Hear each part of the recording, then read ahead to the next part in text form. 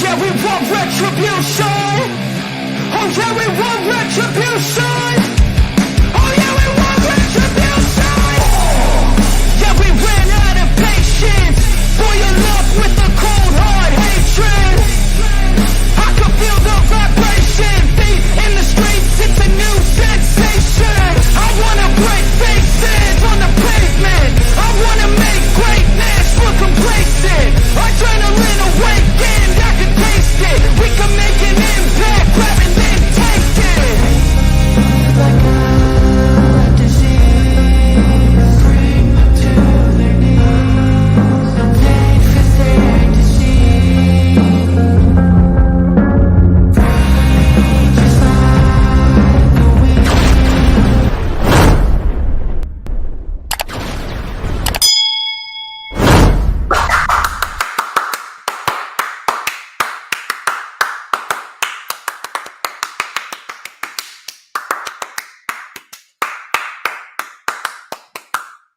It is time to get this party started, and I think y'all know what time it is. When you take a look at that calendar, everybody realizes that it's Saturday, and you know what that means. We're live, ladies and gentlemen. I'm the one and only DJ Storms, and I would like to welcome each and every single one of you back here to the greatest show on earth. We are streaming live on 4 different platforms across 8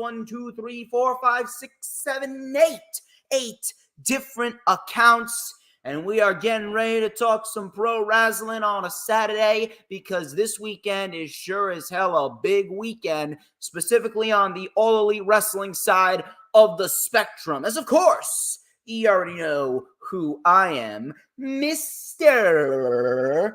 Controversy, and the operator of the best damn X, formerly known as Twitter, handle.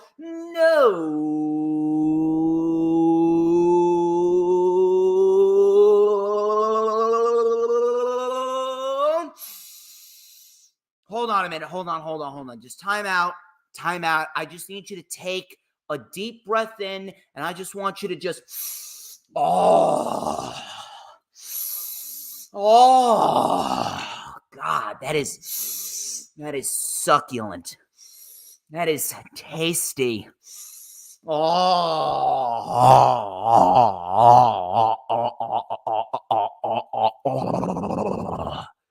Do you smell that? You know what that is right there? I'm asking y'all a serious question. This is very, very urgent. Y'all need to tell me, what is that smell? I'll tell you what it is if you're not going to tell me. That right there is the smell of pure, unadulterated excellence. Wait for it. Wait for it.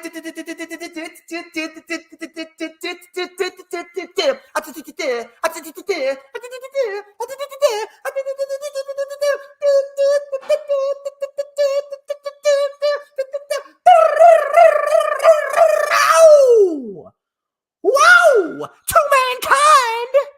Oh yeah, man. This is the official lightning flash update for Saturday, November 18th, 2023, as we sit just a mere 6 hours away from AEW Full Gear 2023, which of course will be streaming live, not on the cock, not on Peacock, get your mind out of the gutter, be streaming live on Bleacher Report Live and all local pay-per-view cable providers. But before the fireworks tonight, we are getting set and ready to talk about this week in professional wrestling. I am, of course, your host for this afternoon's festivities, and I can see that a lot of people are already filing in. I see Maria, the Final Hoss, Sarah Hapka, Dylan, and Dee Dee. I'm assuming that, considering no one said anything, my mic seems to be working all right. If my mic seems to be having a little bit of trouble, please let me know. Please let me know. I know that I had some mic issues a couple weeks back.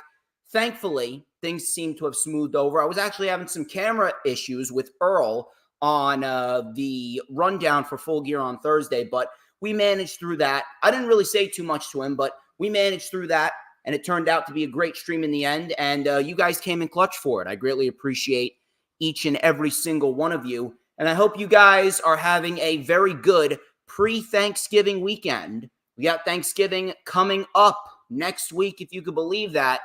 I swear to God, this month, it just completely flew by, just like the month of October. It's ridiculous. It's absolutely ridiculous. But regardless of that, plenty of good material to talk about here on the Lightning Flash Update, including Randy Orton set to return at Survivor Series. Brock Lesnar, when is he coming back to the WWE?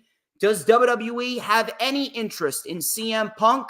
And WWE foolishly thinks that they can keep LA Knight strong following his loss to Roman Reigns. I'm not saying that LA Knight is buried, but if WWE wanted to keep him strong, they should have never put him up against Roman Reigns at Crown Jewel in the first place. And on top of that, now WWE has interest in Kazuchika Okada. Yeah, like they're going to secure Okada to a WWE contract. Please do not make me laugh, WWE. On top of that, we will be reviewing Raw, Collision, and Rampage. No Dynamite review because I was on the AEW Dynamite watch-along with Earl Cole and Sarah Habka this past Wednesday, where we did the Go Home Dynamite episode for Full Gear, and it turned out to be a decent go-home show. They did what they needed to do to sell the important matches for AEW Full Gear. We had a pretty crazy street fight. We also had a really good tag team match with the Bucks, Commander, and Penta El Cero Miedo. We had a fantastic promo with Hangman Page, where he cut Swerve Strickland down to size, that's for sure. And on top of that, MJF and Bullet Club Gold, they did their final sells this week. Collision and Rampage, for the 3 hours that it was, the dual header that we had last night was actually better than Dynamite as a whole. We had a lot of really good wrestling on Collision and Rampage. It almost felt like a little mini version of Full Gear, a little mini pay-per-view. If you guys were wondering why I was not live tweeting during SmackDown Collision and Rampage last night, it's because I was actually at ISPW live in West Milford, New Jersey. The West Milford shows here in New Jersey for independent superstars of pro wrestling, let me tell you, they just hit different. They really do hit different. The crowd is always electric. It was a very nice card. It was a very smooth flowing show, especially the last 3 matches on the show. The last 3 matches really made the show. GKM defeated Sean Donovan in a very good no-holds-barred match. GKM and Sean Donovan easily 2 of the most underrated workers in the state. And then we had Marcus Mathers, 20-year-old prodigy Marcus Mathers. I swear to God, I was standing next to him. He's 20 years old. I'm 24. I feel so unaccomplished. 20-year-old Marcus Mathers went in there in his debut and put on a fantastic performance against Tri-State champion Ray Kalitri. And that was actually the first time they ever faced off, and they meshed together as if they had been facing for God knows how long. It's unbelievable. It's absolutely unbelievable. So Marcus Mathers, shout out to Marcus Mathers and Ray Kalitri. Excellent performance. And in the main event, in a little bit of a throwback, ECW legends, Crowbar and Danny Morrison, they faced off in the main event for the World Heavyweight Championship, and we got a new ISPW World Heavyweight Champion, and his name is the Timeless Crowbar. Crowbar now joins Ace Darling as the only man in ISPW history to win the World Championship 3 times or more. You will get all of the major highlights from my ISPW experience in West Milford next Wednesday. That is going up both on YouTube and Rumble. And yes, I am on Rumble. If you guys did not already see, Rumble is being taken over by DJ Shizzle Dizzle. It is a completely new era of Rumble.com. I am here to take it to the next level. Rumble is going to become my home, just like YouTube has become my territory. Just like everyone on YouTube knows that I am the top dog, Rumble is going to know who the top dog in pro wrestling analytics is, and that is DJ Shizzle, my nizzle dizzle. You already know the drill, people. Please, if you guys haven't already done so, please make sure you follow me on social media, specifically on X and Instagram. That is at HistoryMakerDJS. Once again, at HistoryMakerDJS, both on Twitter, X, and Instagram. Both those links are in the description, as well as the link to my personal Facebook. For collaborations and business inquiries, please send me an email. My email is, of course, StormsTakeOver@gmail.com. You can also like the official DJ Storms business page, which we are live on right now.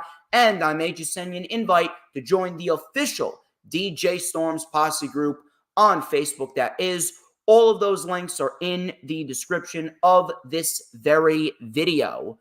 On top of that, I would like to shout out some sponsorships. Shout out to my girl, Brittany K. She is a wonderful woman, good friend of mine, big supporter of the channel. She does beautifully crafted designs from scratch of pro wrestlers on her iPad, whether it be from WWE, AEW, Impact, New Japan. She also does Twitter, avies, and banners. So if you guys are looking for a great graphic design of a wrestler, or if you guys are looking for some great new Twitter avies and banners, she is your girl.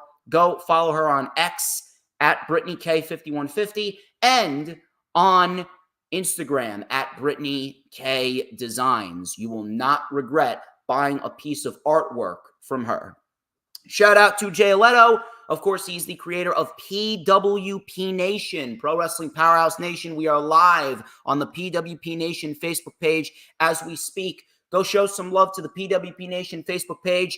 Go and check it out. Make sure you like it and follow it. You'll be able to see all my posts over there, as well as Jay's posts. And Jay's looking to update the PWP Nation website as well. So please make sure you go and follow the PWP Nation website. Both the link to the Facebook and the website is down in the description.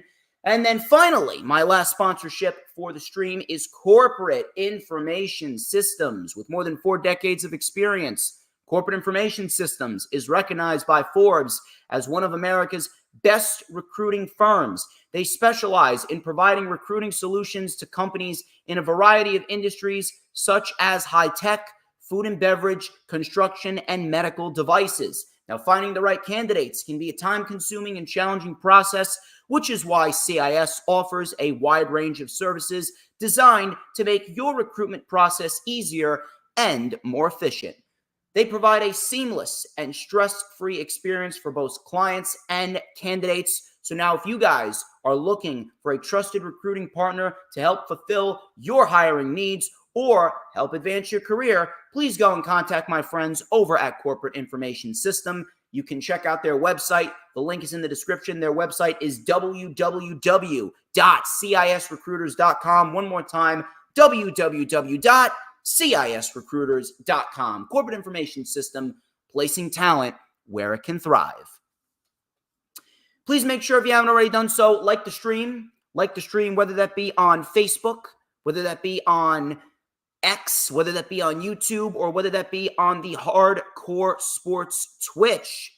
Please make sure you go and show some support to all of the platforms that we are streaming live on right now, because we are looking for a nice wide outreach. So far, we got 12 people overall watching, and I'm really hoping to get some more people watching because we have a lot of good material to talk about before Full Gear hits the airwaves tonight. So please make sure, if you have not already done so, go and share out the stream, whether that be on Twitter, Instagram, Facebook, Pinterest, Tumblr, Snapchat, TikTok, whatever social media platforms that you may be using. It is incredibly vital that you do so.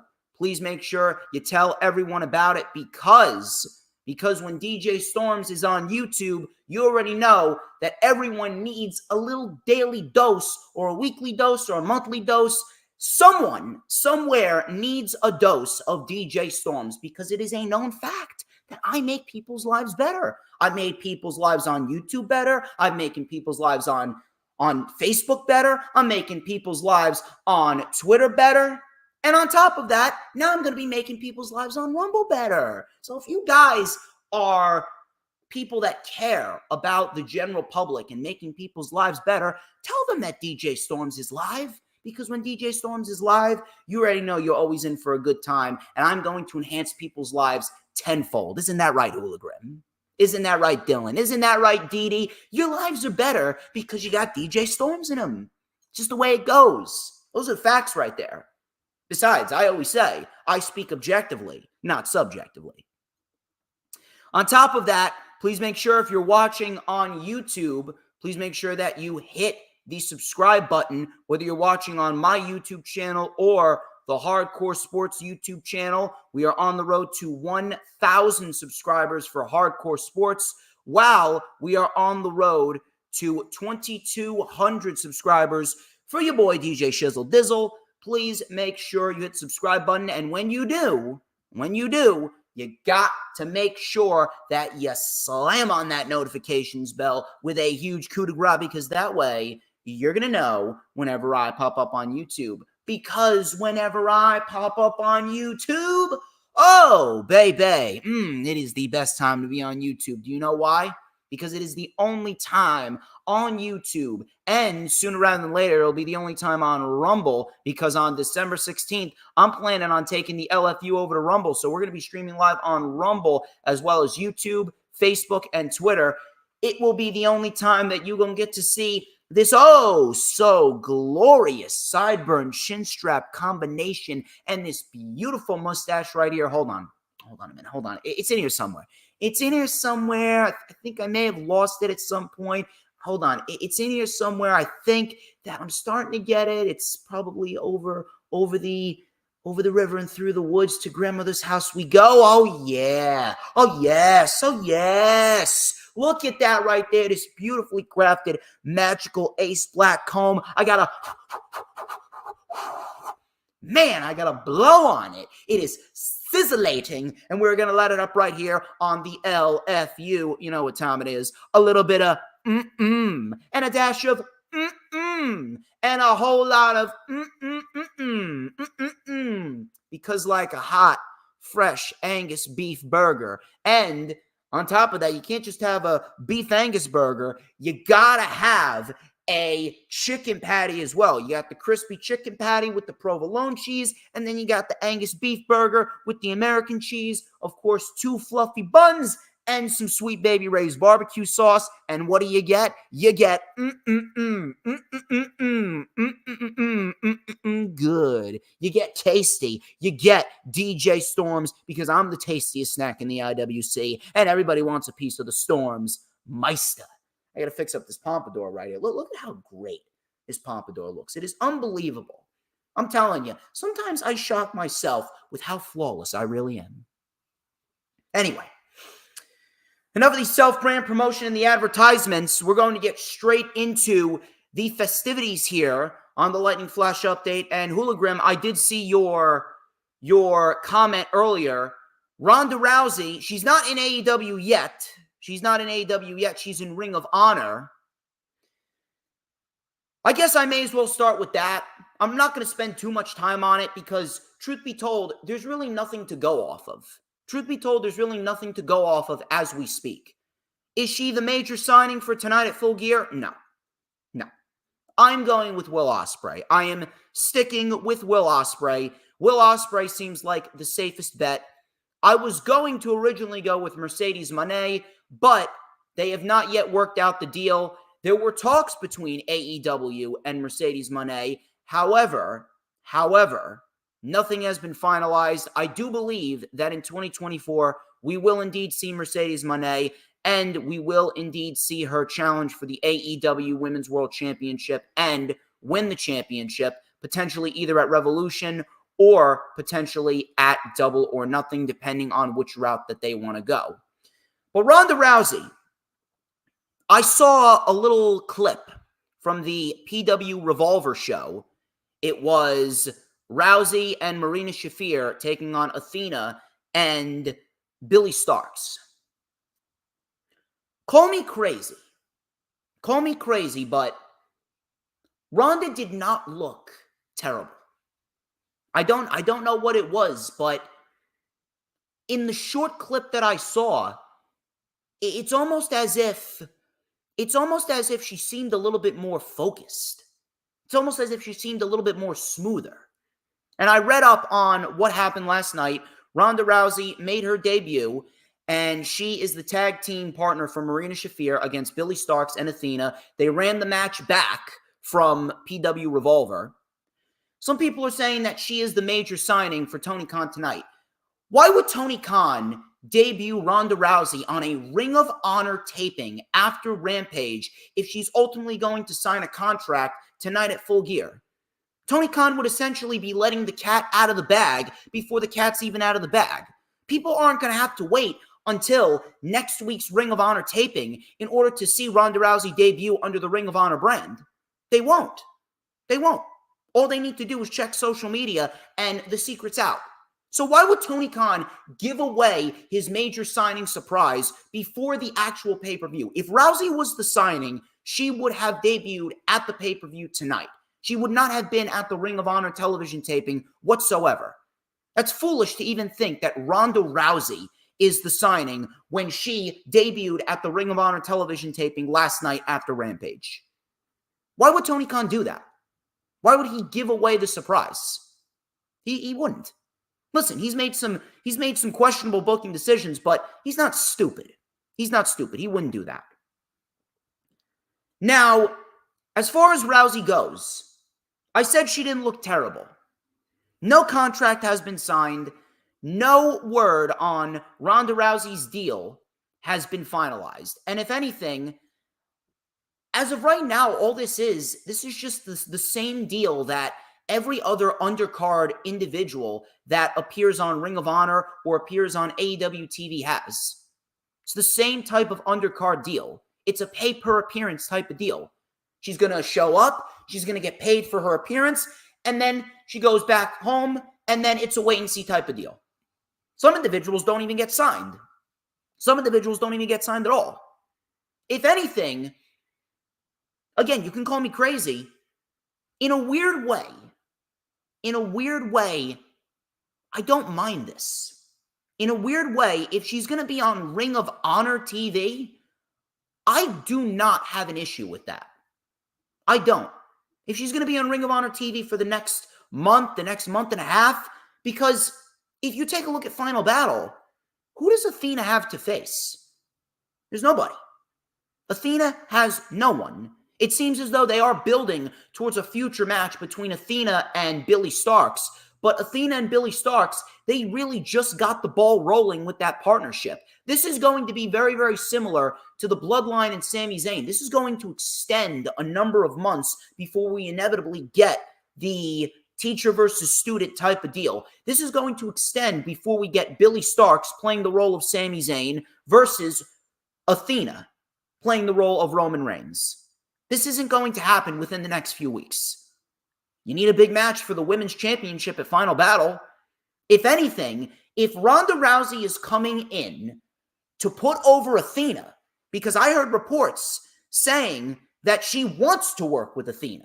So if she's willing to work with Athena, if she is willing to work, to take bumps, to go in there and do the job for Athena, and if there's one woman that can bring Ronda Rousey to a decent match, it's Athena. Because Athena right now, she's the number one women's wrestler in the industry. Don't let anybody tell you Rhea Ripley. Rhea Ripley's great, but Athena's untouchable this year. But if Athena goes in there and she beats Ronda Rousey, I mean, that right there would probably be the biggest thing that Ronda Rousey's done for women's wrestling since her first run with the WWE. Maybe Ronda Rousey just didn't want to work for the WWE anymore. Maybe she just had enough of the WWE. Maybe she just did not want to be in WWE anymore. I can't see her joining the AEW women's division. Why does Ronda Rousey need to join the AEW women's division? They have all the talent in the world. All they need is better creative writing.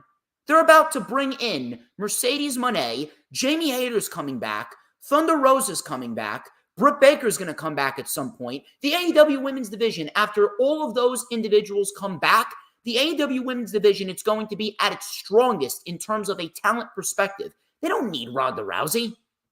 The Ring of Honor women's division, on the other hand, the Ring of Honor women's division, they don't really have many stars. They don't really have many stars, and the stars that they do have, Athena's already run through them all.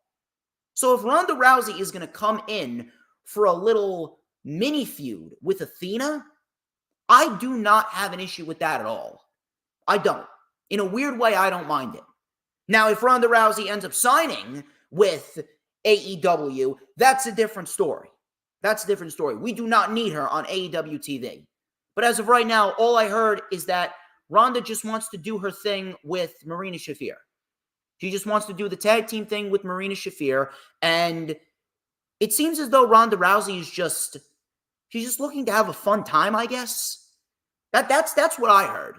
I think I heard that from one of my friends within the IWC. Her name is Chrissy. Shout out to her. She's probably not watching me. She doesn't like my character. But Chrissy, she told me that Ronda Rousey just wants to focus on the tag team with Marina Shafir. If it's a one-off, fine. But I would not mind if they extend it to Final Battle and they have Athena versus Rousey and Athena beats Ronda Rousey just to get through Final Battle. Small part of me wouldn't mind that at all. So as of right now, it's kind of a wait-and-see type of deal. It's kind of a wait-and-see type of deal. But I do not see her signing with AEW full-time. If she wants to do a little Ring of Honor mini deal, go ahead. But the AEW Women's Division does not need Ronda Rousey. I mentioned a lot of women that are going to be making their returns, like Jamie Hayter and Britt Baker. Speaking of returns, let's talk about Survivor Series. And according to Fightful Select, WWE is planning on announcing Randy Orton as the 5th member of Team Cody for War Games at Survivor Series. And it is planned to be revealed before the actual Survivor Series event to remove any speculations regarding CM Punk. So if that comes to fruition, the match layout is going to look like this. It's going to be the Judgment Day, Finn Balor, Damian Priest, JD McDonough, Dominic Mysterio, and Drew McIntyre versus Seth Rollins, Cody Rhodes, Sami Zayn, Jey Uso, and Randy Orton. Randy Orton's been sorely missed.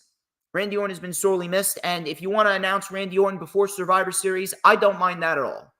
I don't mind that at all because, truth be told, if you're going to go into Survivor Series with a big question mark with Randy Orton and who's going to be the 5th member of Team Cody, if it's not CM Punk, you could very well open up the doors to Chicago being slightly disappointed. I understand that a lot of WWE fans nowadays are brainwashed zombies, so they'll cheer anything. But at the end of the day, you don't want to really leave the door open for a disappointment unless you truthfully believe that you are going to deliver. And even though Randy Orton's great, the Chicago crowd, if they see mystery partner or mystery men, everyone's automatically going to go to CM Punk. And you don't want to do that. So if anything, it's probably a smart strategy to announce Randy Orton before Survivor Series. For all we know, we could very well see Randy Orton return on Monday Night Raw, this coming Monday. And then the match is booked, and we get what we need to get. Simple. Now, Randy Orton, I'm not really sure how they're going to play this off, though, because Randy Orton, everyone was predicting that Randy Orton was going to come back as a heel. Maybe, now this is just me fantasy booking. I'm not saying that this is definitely going to happen, but maybe Randy Orton does what he needs to do. He helps Team Cody win the match, and then maybe he RKOs Cody after the match, and we could be on the road towards a Randy Orton-Cody Rhodes interim feud before Cody inevitably gets to Roman Reigns at WrestleMania. Or maybe he goes after Seth Rollins. Because right now, who is left to challenge Seth Rollins? He's beaten Damian Priest. He's beaten Braun Breaker. He's beaten Finn Balor. He's beaten Shinsuke Nakamura. He's beaten Drew McIntyre. He's beaten Sami Zayn. There's really no one that they've really built up for Seth Rollins. And if I know Randy Orton doesn't care if he wins or loses anymore. He doesn't care if he wins or loses at all. He just wants to go out there and wrestle. He wants to have a good time. He just wants to go out there and pretty much give back to the business. Because right now, Randy Orton is in a position where he's going to give back to the business. Does he have one more world title reign in him? Probably. But it's not the time for that. Seth Rollins is taking that World Heavyweight Championship into WrestleMania. and he should be fighting Gunther with Damian Priest cashing in, and he can beat Seth Rollins. Damian Priest and Gunther lead a Judgment Day Imperium feud going into the spring and summer months of 2024, and then Seth Rollins could probably get traded to SmackDown in the draft. That's how I see this playing out. That's just me, of course. Brock Lesnar. Brock Lesnar. We have not seen Brock Lesnar since SummerSlam, since Brock Lesnar lost to Cody Rhodes in what was probably Brock Lesnar's best match all year, and probably Brock Lesnar's best match since the last man standing match with Roman Reigns at SummerSlam last year, coincidentally.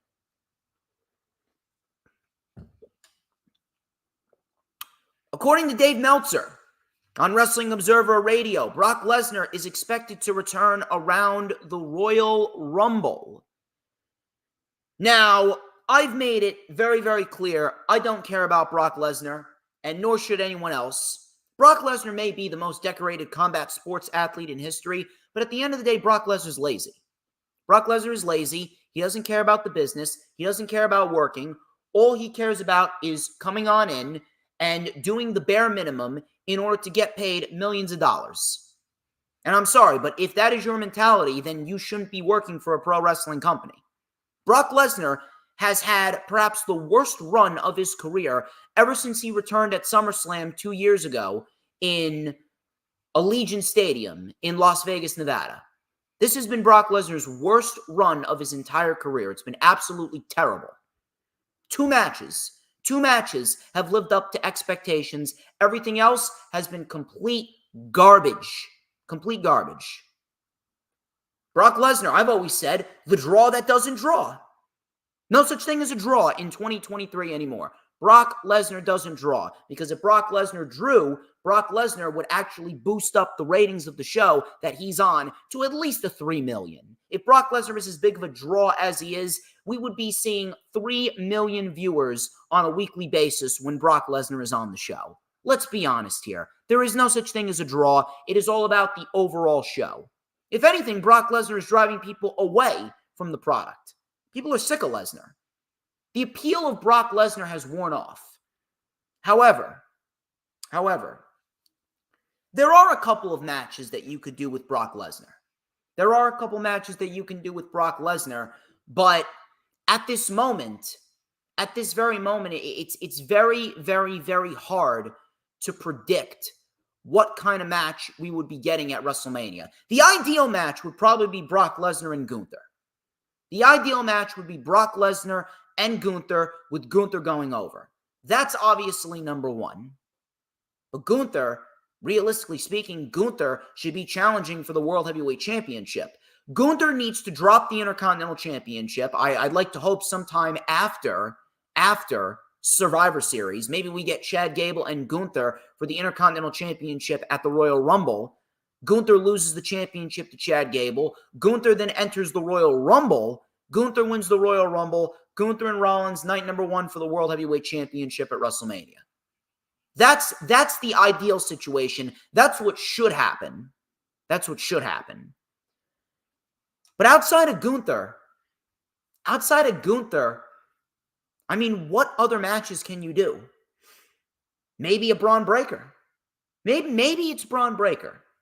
Braun Breaker would probably be the second best option outside of Gunther. If you think about it. Braun Breaker's been going on and on about how he has the best spear in the business. Brock Lesnar has been booked like an absolute beast. He's been booked like an absolute beast, right down to the very last letter. He's got a great attitude. He's got a very, very, very good attitude. He just has not had the best luck in NXT. He's been putting everyone else over. That's the one thing that pisses me off about Braun Breaker and his booking in NXT. Braun Breaker is putting everyone else over in NXT. He's lost to Carmelo Hayes. He's lost to Dragunov. He's lost to Baron Corbin. He's putting everyone else over. Meanwhile, you have a perfect spot for him on the main roster, potentially on a SmackDown or on a Raw. Picture perfect spot on SmackDown or on Raw, and you're doing nothing with him in NXT. Why? Why is he still on NXT? If anything, Braun Breaker should have been called up in the draft earlier this year in May. So if you want to do a match with Brock Lesnar at WrestleMania, the only match besides Gunther that I would honestly be intrigued in is probably Braun Breaker and Brock Lesnar. Not Randy Orton and Brock Lesnar, not Seth Rollins and Brock Lesnar, not John Cena and Brock Lesnar. We've seen all of those matches time and time again. It is old. It is overdone. We do not need to see them anymore. The best possible match, if not Gunther, if Gunther's challenging for the World Heavyweight Championship, then it should be Braun Breaker and Brock Lesnar. That is the best route to go. Shout out to Courtney McCarran. Thank you very much for stopping by. Be sure to show me some love on YouTube. Share the stream out because everyone needs a piece of the Stormsmeister. You already know. Let's shift gears to AEW for a minute. AEW has had a faction with Christian Cage, Luchasaurus, and Nick Wayne, and it seems as though Christian Cage's faction now has an official name. During the main event of Collision last Saturday, the commentary team referred to Cage's stable as the Patriarchy. I don't know about you guys, I think that is a fantastic name, and if Nigel McGuinness is going to be pushing that on commentary, we are going to be in for some fantastic commentary on Saturday nights with Collision when Christian Cage and his stable are on television. So I'm liking it. It rolls off the tongue, the Patriarchy. Ringside News. They asked a source within WWE how interested they really are in CM Punk. And they heard back from said source that described WWE as having very little interest in bringing back CM Punk. They actually described it in a very intriguing way. And I quote, the source said, "There is no interest in CM Punk. The damage he did to AEW was as bad as what Vince Russo did to WCW." This was probably the most ridiculous comparison that I have ever heard. Take a look at the attendance for WCW versus the attendance for AEW. Was WCW pulling in 3,000, 4,000, 5,000 people on a weekly basis? No, they were stationed down in Florida. And had an arena only 3 times the size of the NXT Full Sail arena back in the day. So I'm not really sure where they're getting this idea that AEW has been damaged by CM Punk just as bad as Vince Russo did WCW. Vince Russo and Eric Bischoff collectively killed WCW. It wasn't just on Vince Russo. It was on both of those idiots. Damaged AEW just as bad as Vince Russo damaged WCW. Really? I mean, have you looked at the attendance for WCW versus WWE? Or versus AEW, rather? Have you looked at the fact that Time Warner has remained very interested in continuing the relationship? They added a new show. And they've maintained that new show with Collision on Saturday nights. They got Collision, they got Dynamite, they got Rampage. A potential HBO Max deal is coming out. They sold 11,000 plus tickets for the Kia Forum tonight in Inglewood, California for Full Gear. You serious with that comment? This is how you know WWE executives are some of the dumbest individuals in the world of business right now. It's because of statements like this. On top of that, I mean, come on. Are you really fooling anyone, WWE? You mean to tell me that WWE has absolutely zero interest? They got zero interest in bringing in CM Punk? Come on. WWE is the most petty company on the planet. You don't think that WWE is foaming at the mouth to get CM Punk back into the WWE? Make money with CM Punk? Sell out arenas with CM Punk? Put forth big-time matches with CM Punk? Give CM Punk a live microphone with the potential of CM Punk burying AEW, calling it a minor league promotion, even though we know AEW is just as big of a powerhouse as WWE. You don't think that WWE is foaming at the mouth just to stick it to Tony Khan, getting CM Punk? Of course they are. You cannot look at me with a straight face and tell me that there is no interest on WWE's side of the fence from CM Punk. No matter how much of a liability he can be, no matter how much of a headache he could be, WWE has their eyes locked on CM Punk. If he doesn't show up, it would be on him. It would not be on WWE. What it's ultimately going to come down to is, can CM Punk put his ego aside and work with WWE again? Can he trust WWE? I would say no, but again, I'm not Phil Brooks. That would be up to him.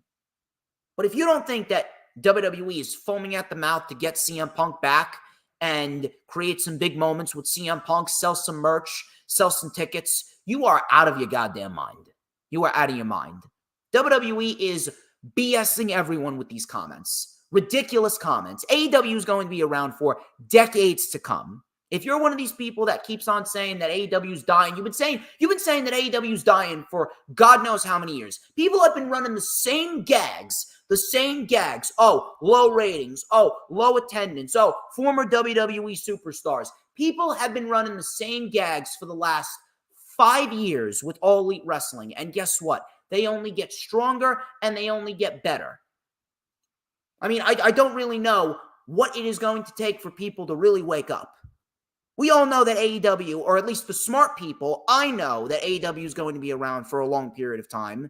I know that they're going to be around for decades and decades to come. So does WWE. They're just saying this just to try and look cool, when in reality, they want CM Punk just as much as the next guy. Here's another laughable, and I mean laughable report on WWE's side of the spectrum. Ridiculous material right here.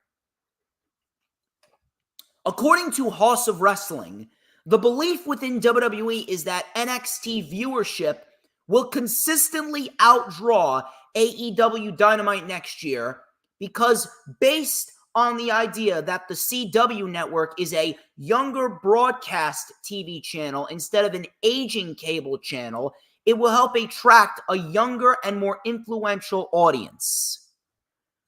That's how you know WWE is just flat out delusional. Flat out delusional. Let me ask you a genuine question, please. Let me ask you a genuine question. What does NXT genuinely have going for it? What does NXT have going for it? I can only name one thing. The only thing that is intriguing, the only thing that is just an ounce of intrigue from NXT, the only thing that develops just a tiny bit of interest is the Trick Williams, Carmelo Hayes storyline, where all signs are pretty much pointing to Carmelo Hayes being the man that took Trick Williams out of the number one contenders fatal four-way last month. That is the only sense of intrigue, genuine intrigue, that is coming out from NXT. Everything else, blah. Everything else, meh. Everything else, shrug of the shoulders. Don't care. Okay, what else is going on? There is nothing that NXT has going for it. Not because they have a bad roster. You take a look at the talent on that roster: Roxanne Perez, Blair Davenport, Gigi Dolan, Tony D'Angelo and Stax, Idris Enofe, Malik Blade, Gallus, Ilya Dragunov, Carmelo Hayes, Trick Williams, and Lexis King, and Baron Corbin. They got a lot of really good pro wrestlers on that roster. But the creative writing absolutely sucks. It has nothing to do with the roster. It has to do with the lack of structure. There is no identity with NXT.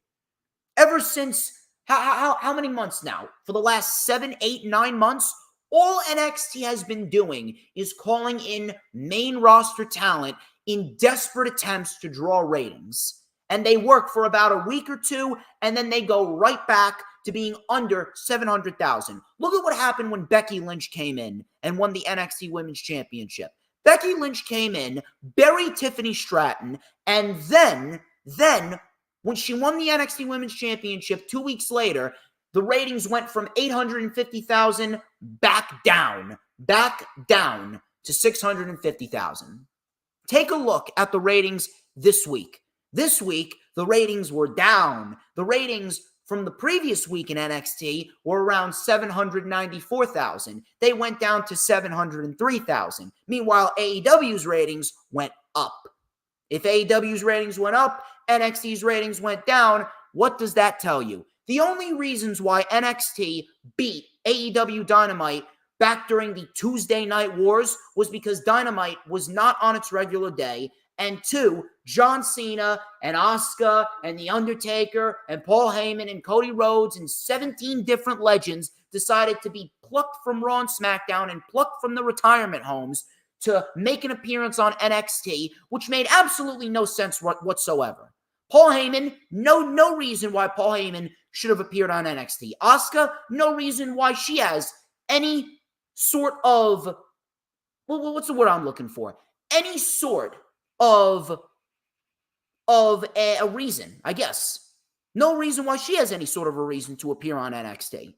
What was she doing? Asuka was feuding with Charlotte and Io at the time. What does she have to do with NXT and Roxanne Perez? Why is she taking orders from Kiana James? Why is she taking orders from Kiana James, huh? Why is she taking orders from Kiana James when she's supposed to be the murder clown, the Empress of Tomorrow, Asuka?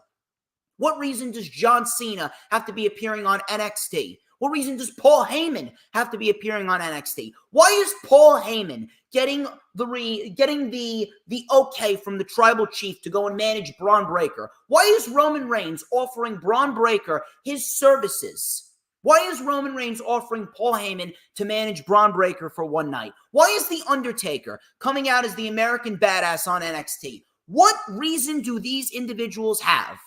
Please, tell me, someone give me a logical reason. What reason do any of these individuals have to have appeared on NXT on that week? The only reason that Cody Rhodes appeared on NXT, and this I guess you can use as an excuse, the only logical reason for Cody to appear on NXT was to announce the Dusty Rhodes Tag Team Classic. That I understand. But everyone else, come on. You have got to be kidding me. Please, spare me the stupidity. Spare me the stupidity. I already got enough of that in my life. Okay? What? Please tell me. What does NXT have going for it? Nothing. Because without main roster talent, NXT cannot generate any genuine intrigue. There is no genuine intrigue coming from NXT's side of the fence. When there's no main roster talent on the show, the ratings are down, the interest in that is down, the intrigue is down. And if they actually think that moving to another network is going to help them beat AEW in the ratings, they are sorely mistaken. You know how NXT beats AEW in the ratings? You know how NXT gets back to where it needs to be?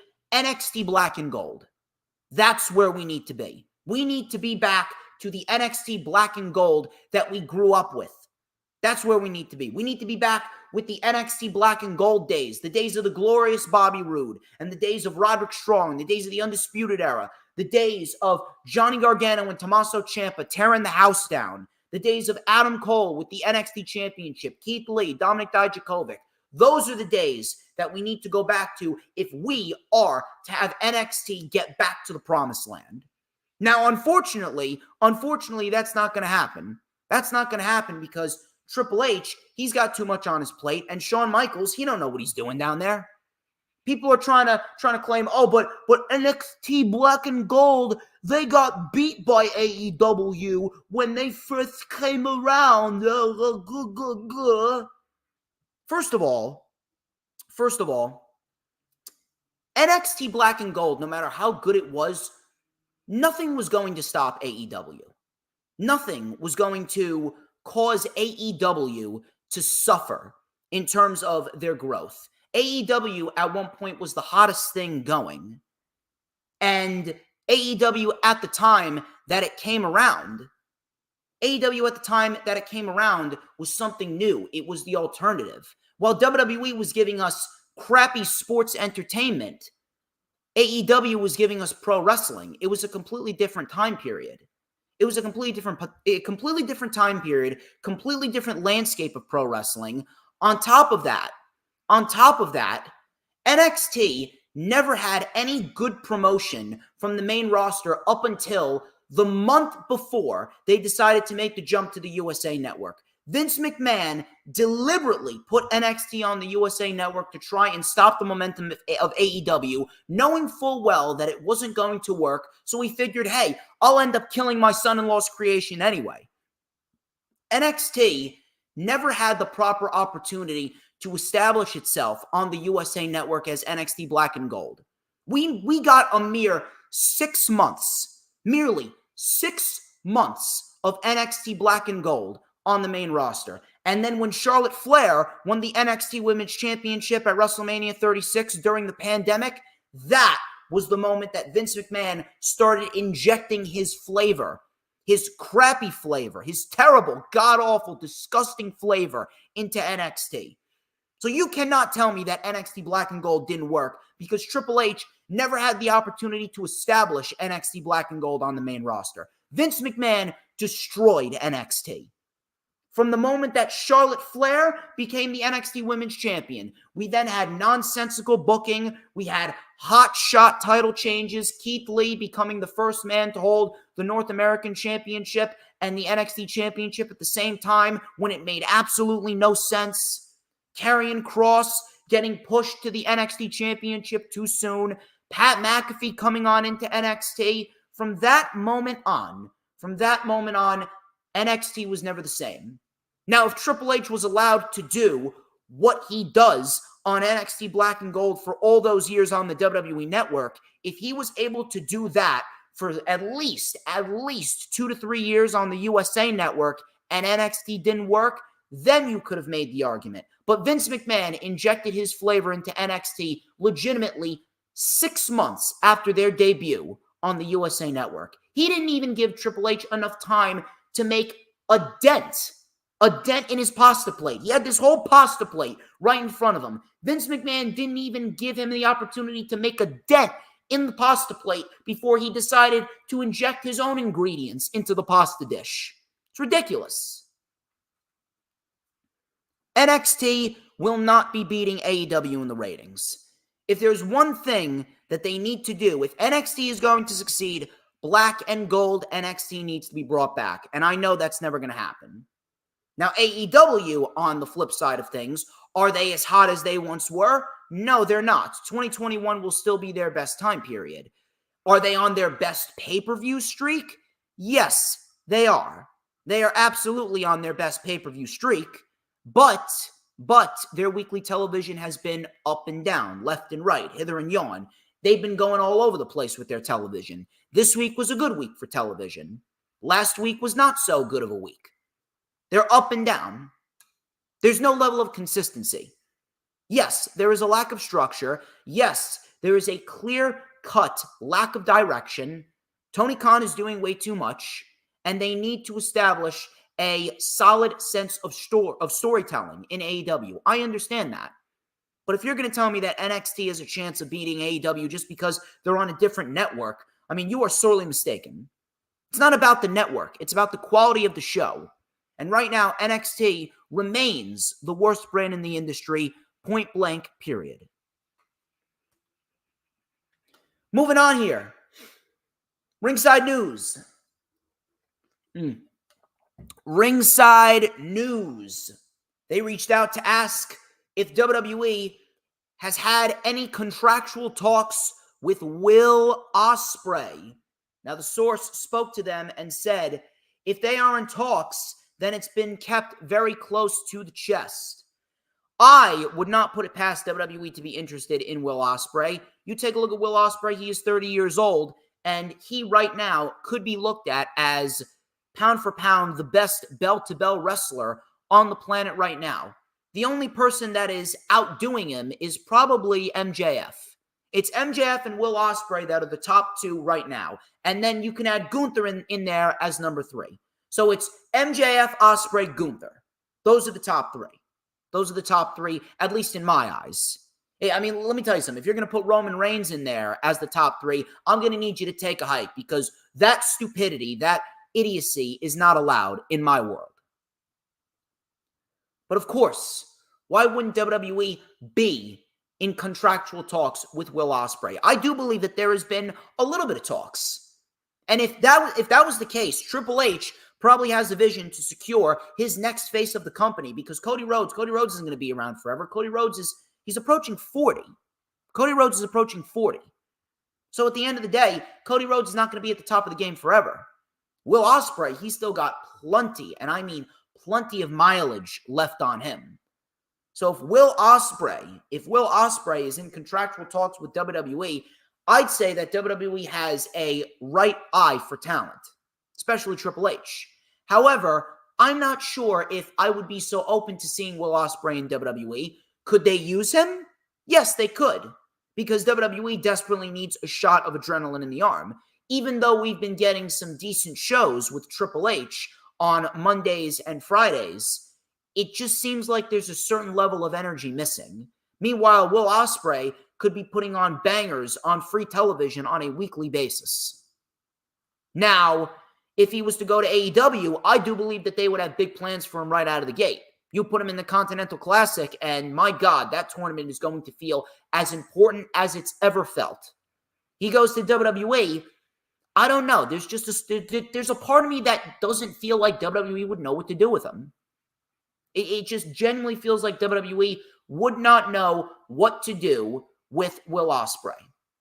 So I guess we'll just have to wait and see. But if anything, I am calling Will Ospreay to be the major signing for Tony Khan tonight, especially after what Andrew Zarian heard. And I do trust Andrew Zarian.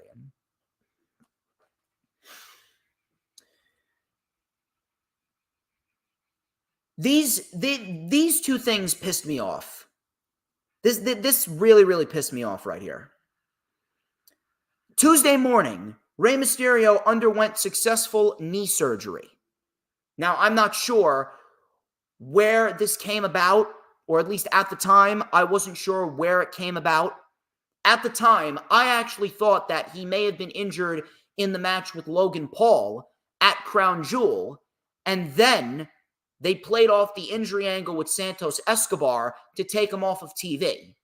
That's where my head was at. I thought that this injury was pretty recent. But in reality, Dave Meltzer came out of the woodworks and said that this injury was not recent. Matter of fact, Rey Mysterio has been working with a torn meniscus for the last 3 months. Rey Mysterio has been working with a torn meniscus for the last 3 months. And that actually aligns with what I'm going to talk about regarding LA Knight. Because during Wrestling Observer Radio, Dave Meltzer noted that WWE wanted to get LA Knight over again after his loss to Roman Reigns at Crown Jewel. They actually had him look strong in his victory over Grayson Waller on SmackDown on November 10th. And then F4WOnline.com reported that Knight will continue to look strong as there are talks of potentially doing a rematch between him and Roman Reigns at the Royal Rumble in January. Let's start with Rey Mysterio. I'm a Rey Mysterio fan. I've always been a Rey Mysterio fan. I've been a Rey Mysterio advocate. How can you hate Rey Mysterio? Rey Mysterio, if anything, what's that thing that Vince Russo always says? You can't go into the wrestling business and then come out a nice guy. I call BS on that because Rey Mysterio is probably the most genuine guy that you could ever find. Rey Mysterio is probably the most genuine guy you could ever find in pro wrestling. Rey Mysterio is as selfless as they come, drama-free, keeps to himself, does his job, very appreciative of the fans that he gets. Why would anyone have a problem with Rey Mysterio? I don't have a problem with Rey Mysterio. But I'm not going to sit here and say that Rey Mysterio should be winning championships in 2023. See, This is the problem with WWE. The problem with WWE is that they constantly go in the wrong direction when it comes to booking their talent. Rey Mysterio had no place to be winning championships in 2023. If Rey Mysterio was working with a torn meniscus for the last 3 months, why did you give him the United States Championship? Why? What reason? Please tell me. Unless they were going to do the match with Santos Escobar at Crown Jewel and they were going to give Santos Escobar the win right then and there, why? Please tell me why, if Rey Mysterio won the United States Championship, why didn't you just put the title on Escobar? And if anything, why did Rey Mysterio have to win the United States Championship to begin with? I've been saying it for months. You had the perfect shoe-in opponent for Austin Theory to get the title off of him. It should have been LA Knight versus Austin Theory at SummerSlam for the United States Championship. It would have saved us a ton of headache. Rey Mysterio wouldn't have had to work for 3 months with a torn meniscus.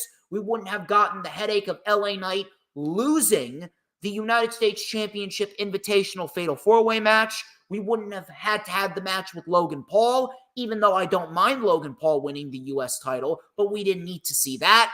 We didn't have to see the match with LA Knight and Roman Reigns, and LA Knight didn't have to take a loss. And now WWE wants to make LA Knight look strong after his loss to Roman Reigns. You know how you make LA Knight look strong?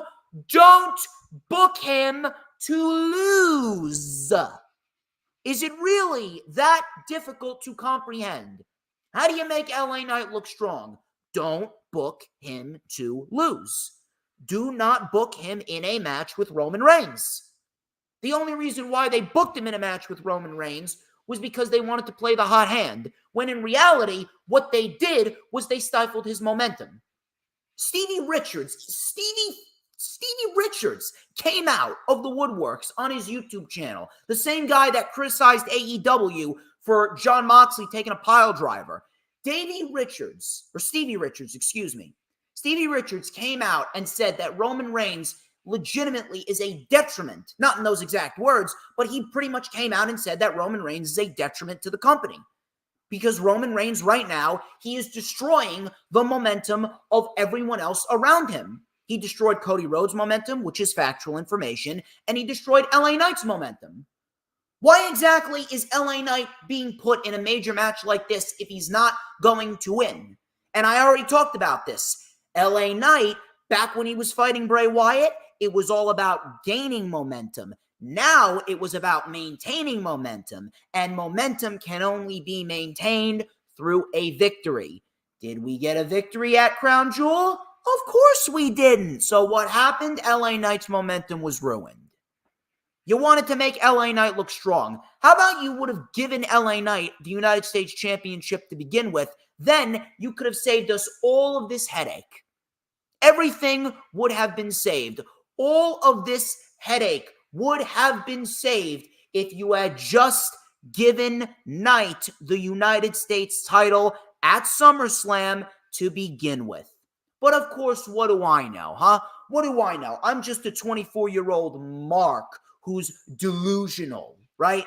I'm just a 24-year-old irrelevant podcaster. Let me tell you something. I am the smartest man alive when it comes to pro wrestling analytics. Every single time I am on here, every single time that camera is rolling and I'm in front of this blue snowball microphone, I am the absolute center of this universe. No one, and I mean nobody, can do what I do at the level that I do, bar no one. Shout out to Crowbar right there. While Crowbar is being timeless in the ring, I'm timeless on the mic. Absolutely no one has the knowledge that I have. Absolutely no one has the charisma that I have. Absolutely no one spits the facts that I spit. I'll say it once, I say it again. I speak objectively, not subjectively. You want facts? You watch me. You want idiocy? You go watch everyone else. Torn meniscus, 3 months. Why did he win the U.S. title? You're telling me you couldn't have given it to LA Knight? Now we have to wait until WrestleMania for LA Knight to actually get his just due. When you have a hot hand, you don't wait. You capitalize on it right now. Especially with WWE, because I don't trust WWE to do the right thing. Absolutely ridiculous. And now LA Knight supposedly is going to fight Roman Reigns in January. Are you serious with that? You're telling me you can't just do AJ Styles? AJ Styles has been booked like garbage for the last 3 years. So what's a loss to Roman Reigns going to do? AJ Styles is already a made man. He's a Hall of Famer. Why does LA Knight need to fight Roman Reigns again if he's not going to win? Unless LA Knight's going to win the Royal Rumble and fight Roman Reigns. But then where does that leave Cody Rhodes? Unbelievable. I swear, this is what aggravates me about the WWE. This is what aggravates me about pro wrestling. Stupid, stupid, stupid. And then on top of that, at the end of the day, it may have been too soon for LA Knight to win the WWE Championship in the first place, but I wouldn't have even batted an eye if LA Knight beat Roman Reigns. LA Knight has done he's done absolutely everything in his power to make you believe that he is worthy of carrying that championship and being the face of the company. Roman Reigns, this has been Roman Reigns' worst year in pro wrestling ever. Roman Reigns, according to WrestlingNews.co, they actually provided an update on Roman Reigns' significant schedule reduction in the last year. The total tally of matches that Roman wrestled in 2023 was 11. He's wrestled 11 matches this year. Meanwhile, in 2022, he wrestled 52 matches. I'm sorry, but that is absolutely inexcusable. Absolutely inexcusable. Pathetic. Pathetic. Right down to the very last letter. Why am I sitting here in a world where Roman Reigns is only coming back to defend the Universal Championship 5 times? And no, I'm sorry, Bully Ray. I'm sorry, Jay Leto. JAYALLETTO. I'm sorry, but Roman Reigns is not number 1 in the industry. He's not even number 1 in his own company. That right belongs to Gunther. Seth Rollins is a secondary champion, and even he is outperforming Roman Reigns. Get out of here with that. The number 1 wrestler in the industry is MJF. I don't want to hear a single peep out of anyone. Roman Reigns needs to lose that title. We all know that. But if LA Knight wasn't going to win, shouldn't have been booked. Torn meniscus, Rey Mysterio. Should have just given LA Knight the U.S. title. But again, who am I? I'm a know-nothing mark. Blow me. My final report. Before we move on to the weekly show reviews, we're going to go over Raw, Collision, and Rampage. Mercedes Moné, she did a fan video for Cameo where she provided an update on her plans for 2024. She said that she will not be wrestling until the next year.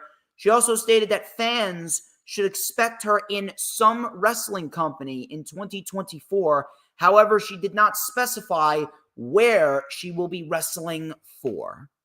If I'm a betting man, since there's still been talks between her and AEW, I'm going to make a bet saying that she does join up with Tony Khan and All Elite Wrestling because it just makes sense. I do believe that she still has a lot, and I mean a lot, that she wants to accomplish outside of the WWE before she goes back, and she's already done everything that she possibly could with WWE. So why does she need to go back to WWE? Why does she need to go back to WWE? She's done everything there is to do, except for win a Women's Royal Rumble, and she has pretty much made a name for herself as one of the best in the company's history. Why does she need to come back? Let her do what she needs to do outside of pro wrestling and let her continue making dreams come true in other pro wrestling companies. WWE doesn't need her and she doesn't need WWE.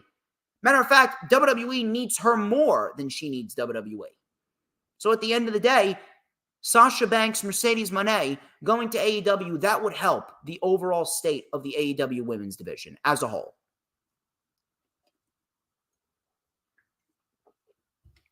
We'll see where she ends up.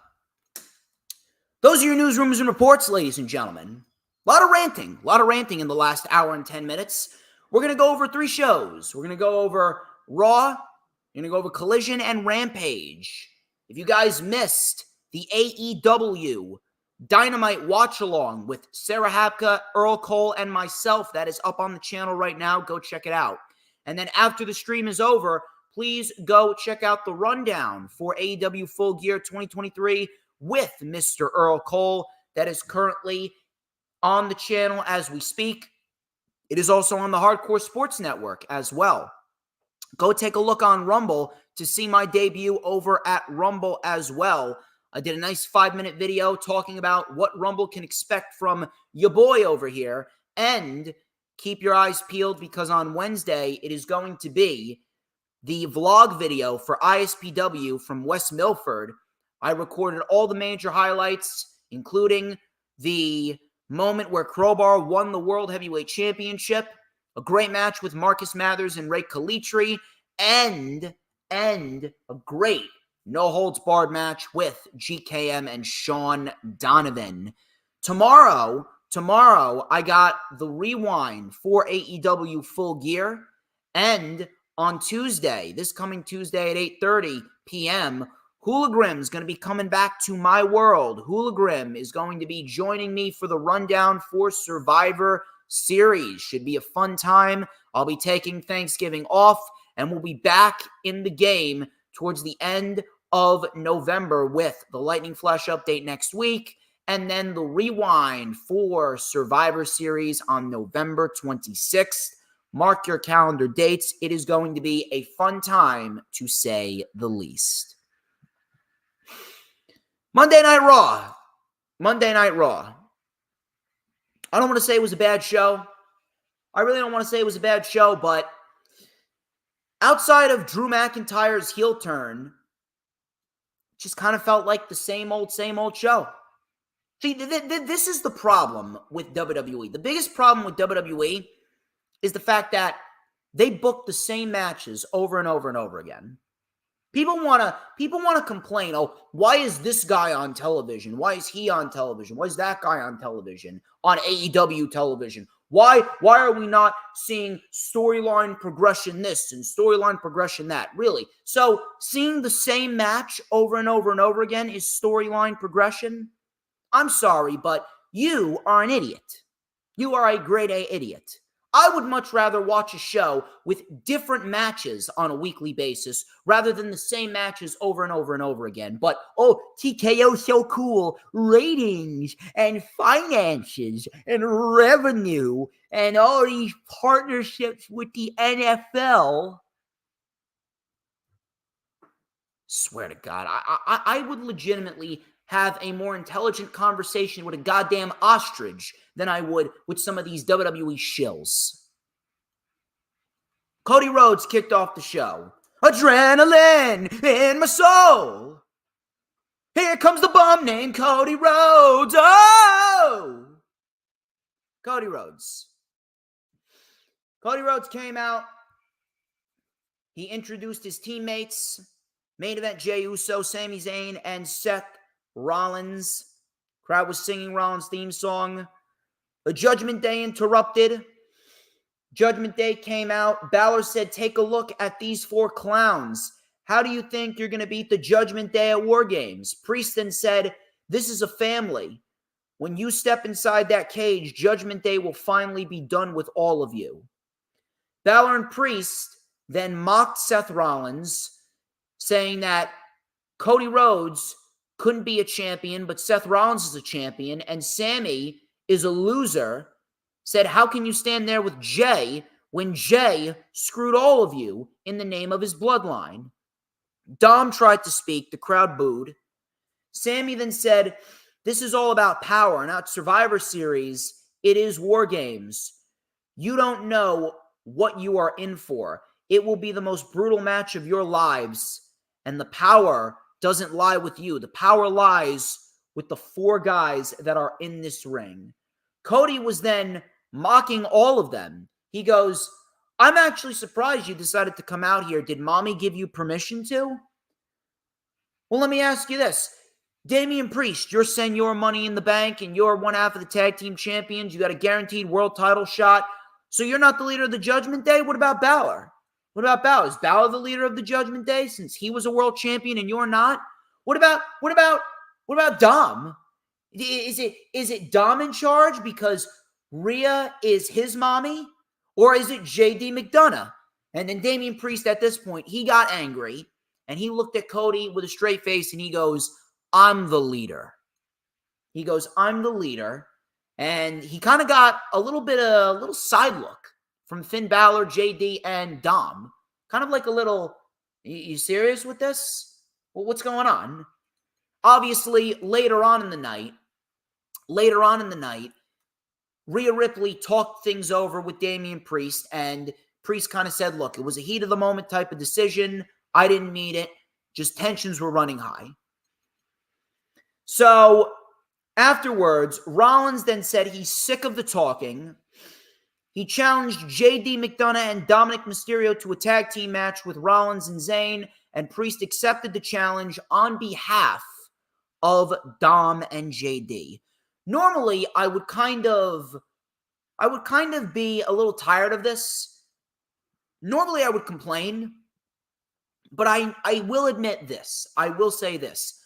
I will admit that this was actually a nice change of pace. They took a different approach, and instead of the same stereotypical promo, Cody Rhodes is out here, and he's getting under Damian Priest's skin to a point where Damian Priest came out and said, I'm the leader. So Damian Priest obviously getting a little pissed off. That I can appreciate. I think that was a very nice change of direction that they decided to go in. So we get the match with Sami Zayn, Seth Rollins, JD McDonough, Dominic Mysterio. JD and Dom were on the defense for the majority of this match before Priest and Balor came out. Jey Uso came in, and Jey Uso, he went to spear Priest, but JD McDonough took the bullet for Priest. Pierce then came out, and he was pissed off. He said that everyone involved in War Games is banned from ringside and from the arena for tonight's undisputed tag team title match. Rhea was clearly pissed. Rhea, coming back from commercial, was arguing with Pierce, and Pierce said, oh, you don't like that? And then this was actually one of my favorite parts of the show right here. Pierce got all pissed, and he goes, well, my dear, I do not give a damn. And he got right in her face. Adam Pearce, he has been very, very good as an authority figure as of lately, I must admit. He goes, the Judgment Day doesn't run Raw. I run Monday Night Raw. So all of a sudden, Zoe Stark then came out, and Rhea said, hold on, I actually want to hear what Zoe has to say. So Zoe Stark said that Rhea Ripley is spreading herself thin. She said that she's too worried about War Games, the Judgment Day, Dom. Rhea then said that she's not overloading herself. She's been watching Zoe very closely. Rhea said that Zoe reminds her a bit of herself. But the only way that you'll win a title is if you're on the brand opposite to me, because mommy is always on top. I can handle it all because I'm Rhea Bloody Ripley. Zoe then said, I nearly took your title at Crown Jewel, and I will take that title from you at Survivor Series. And that was that. Rhea Ripley's very good. Zoe Stark is very good. Nobody cares. Nobody cares. And it's not because Zoe Stark isn't good. It's not because Rhea Ripley isn't good. It's because the women's division is booked like garbage. I've been saying this for God knows how long. The problem with the women's division is not any one individual in particular. The problem with the women's division is that it is just completely mishandled. Rhea Ripley and her women's title reign has been completely boring. Rhea Ripley and her title reign has been, and I am in no way, shape, or form disrespecting Rhea Ripley. Rhea Ripley is great at what she does. But Rhea Ripley right now is in the midst of having one of the most unmemorable, most unimportant title reigns in women's wrestling history. She has done nothing with that championship because all they're doing is having her focus on being a member of the Judgment Day. There is absolutely nothing that Rhea Ripley has going for her. Nothing. The best thing that Rhea Ripley did was have a great match with Natalya on Monday Night Raw back in July of this year. Outside of that, Everything else, a complete afterthought. And I hate to say it, but Rhea Ripley's title reign has been an afterthought on WWE TV. They have not put a focus on the women's division. They're too focused on having Chelsea Green and Piper Niven get 5, 6, 7 different segments on the show. The women's tag team titles don't mean anything. The undercard doesn't mean anything. The majority of women's matches that we see on WWE TV barely even last 4 minutes. Nikki Cross is out there staring into space. Absolutely no one knows what's going on. And then on SmackDown, we got a decent division, but all SmackDown does is run back the same matches every single week. How many times do we need to see Io and Asuka, Io Charlotte, Io Bianca? They're lucky that they brought back Kairi Sane. They're lucky they brought back Kairi Sane because SmackDown women's division, they got absolutely no depth. It's unbelievable. Raw's women's division has no star power. SmackDown's women's division has no depth. It's a joke. Honest to God, it's a joke. No one cares. Absolutely nobody cares. Why is anyone going to care about Rhea Ripley and her women's title reign when they have done absolutely nothing to make the women's division as a whole feel important? There are no credible challengers. This is what happens when you build up one woman and one woman only. It's Rhea Ripley and then everyone else. No one feels on the level of Rhea Ripley. And the only woman that does feel on the level to Rhea Ripley, Becky Lynch, she is not going to be fighting Rhea Ripley until we get to WrestleMania. People care more about Rhea Ripley's thirst traps on social media more so than they do her women's title reign. And then Zoe Stark, how can anyone care about Zoe Stark when she was playing second fiddle to Trish Stratus all summer? Women's wrestling is dead in WWE. Shinsuke Nakamura. Shinsuke Nakamura had a pretty fun match, I gotta say. He had a pretty fun match with Otis.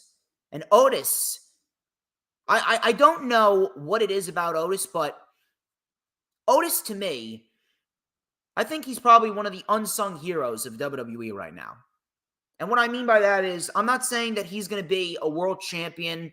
I'm not saying that he's going to be a major WrestleMania main eventer, but Otis can work with anybody. No matter who he is with, when Otis is in the ring, Otis has the crowd in the palm of his hand. Just the charisma that Otis exudes gets him over with everyone that he comes in contact with. Every single member of the crowd in every single city loves him. The way that he wrestles, he's a very good wrestler. He's a very good seller. And no matter who he's paired in the ring with, he'll make it a fun match. And that's what he did with Nakamura.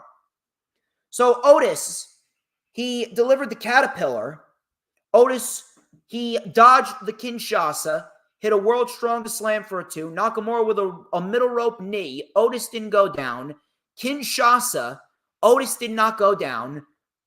Nakamura with a Kinshasa to the back and a Kinshasa to the front.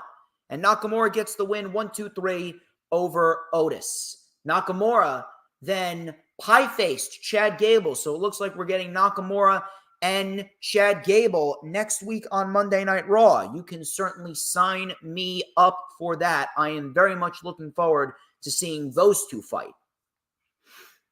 Drew McIntyre, he had a little segment with Seth Rollins where he actually shook Seth Rollins' hand.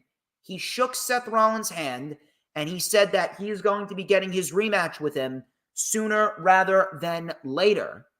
And it seemed as though that was the prelude to what was going to happen later on in the show, which I thought was great. Piper Niven, she took on Tegan Nox. This was a nothing match, complete nothing match. No one cares about the WWE Women's Division, and Tegan Nox gets the win over Piper Niven 1-2-3.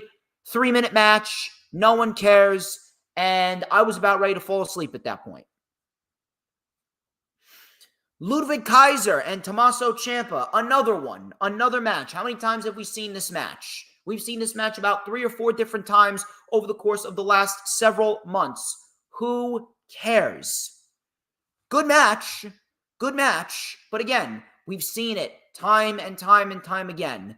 Ludwig Kaiser gets the win over Ciampa with a roll-up thanks to Giovanni Vinci booting Gargano in the face on the outside. Indy Hartwell, she took on Xia Li, and Xia Li completely destroyed the crowd. Crowd didn't care. Xia Li beat Indy Hartwell via a referee stoppage because Xia Li delivered a spinning heel kick right to the face. And afterwards, Becky Lynch came out and she said that they are going to do this on her time now. I am looking for a fight. Xia Li then scurried away. Becky Lynch then said, next week, the man will come around to kick Xia Li's ass. And that was that. We're going to get Xia Li and Becky Lynch next week on WWE Monday Night Raw. The Miz and Ivar of the Viking Raiders. And if you could believe it, this match was the best match on the show. I can't even believe that I'm saying it, but The Miz, in recent weeks, The Miz has been really, really, really good. And I got to give The Miz credit. The Miz put together a very nice performance here against Ivar, and Ivar looked very good in defeat as well. So The Miz came in with a Hurricane Rana off the middle rope. Ivar sold it very well. We had a clothesline over the top rope to Ivar. Miz with a Wrecking Ball drop kick. Ivar then crushed Miz against the LED board. Back in the ring, The Miz, very nice satellite DDT for a 2. Ivar then with a spinning side slam, that got a 2. Bronson Reed then came out to watch the match. Miz then with a corner bulldog for a 2. Crowd was actually chanting, "Let's go Miz." Ivar then with a seated senton. Bronson Reed then took a steel chair and sat down in the middle of the ring. Or not the middle of the ring, the middle of the ringside area, excuse me. Bronson Reed took a chair, sat down in the middle of the ringside area to watch the match. Ivar then with a Tiger Bomb, that got a 2. Miz with a snap DDT. Miz then with the kicks to the chest, kick to the head, spin kick by Ivar for a 2. Miz was caught by Ivar on the middle rope, and Ivar delivered an avalanche, world's strongest slam to The Miz. That got a 2. Reed and Ivar then had a stare down. The Miz then rolled up Ivar with his feet on the ropes to get the win. And obviously, this is all leading towards The Miz and Gunther at Survivor Series for the Intercontinental Championship. Very good match, but the ending was very lame, very lackluster. I understand that it's going to be very hard to convince the people that Miz is going to be Ivar clean, but in the end, I would have preferred something a little bit more impactful rather than a roll-up. Afterwards, Bronson Reed then came in, body block and a splash, tsunami splash on Ivar. So if we're looking at Bronson Reed and Ivar, I mean, I'm not going to complain one bit there. JD McDonough had a little segment with Damian Priest. Damian Priest then said, part of me doesn't think you're ready. Part of me still can't stand you, but you took a bullet for me, and that is someone that I can stand with. That is someone that I can go to war with. JD, welcome to the Judgment Day. And Priest said, you earned it. Finn Balor then came in, and he goes, what's going on over here? Priest said, your boy's in the crew. And Priest, he was acting all sarcastic, and Finn Balor goes, oh, finally. And Priest goes, oh, yeah. And Balor then goes, listen, JD, the celebration's going to have to wait. Find Dom, get out of here before Pierce goes nuts. And then we get our main event, Judgment Day versus Jey Uso and Cody Rhodes, undisputed WWE Tag Team Championships. Again, good match, but we've seen it twice over already. We've seen it. It was very predictable as to what was going to happen. But though it was predictable, it was still very impactful. Jey Uso and Cody Rhodes, they were in control. All of a sudden, we had a suicide dive by Jey Uso taking out Priest. And then we had Drew McIntyre coming out of nowhere. Jey Uso caught McIntyre's eye. The referee was caught up with Balor. Drew McIntyre with a Claymore kick to Jey. He threw Jey back in the ring, and Finn Balor pins Jey 1, 2, 3 to retain the tag team championships. And then afterwards, Rhea Ripley came out on the stage, and she shook Drew McIntyre's hand, solidifying that Drew McIntyre is now in a partnership with the Judgment Day. Predictable, but impactful. But outside of that, it's that and The Miz and Ivar. Those two matches were legitimately the only two things that I would genuinely tell you, hey, go back and rewatch it. Outside of that, Raw is just, I don't know what it is. It seems as though it's happening with both WWE and AEW. They slip into this complacency mode where the pay-per-views are already fleshed out. Because you take a look at Survivor Series, the pay-per-view is fleshed out. You got the women's war games, you got the men's war games, you got Rhea Ripley and Zoe Stark, you got Gunther and The Miz, and then you got Carlito and Santos Escobar, which was booked on SmackDown last night. So you got those 5 matches. The show is fleshed out. Look at AEW. Full Gear has been fleshed out for the last 2 weeks. They're just in a mood where they're just coasting through weekly television. Okay, let's just get through weekly television. Let's just get through the pay-per-view. They're becoming lazy. They're becoming very, very, very lazy. And I don't like it. Minus the fact that we actually got a very solid 3 hours of pro wrestling on AEW's side of the fence. That much I will say.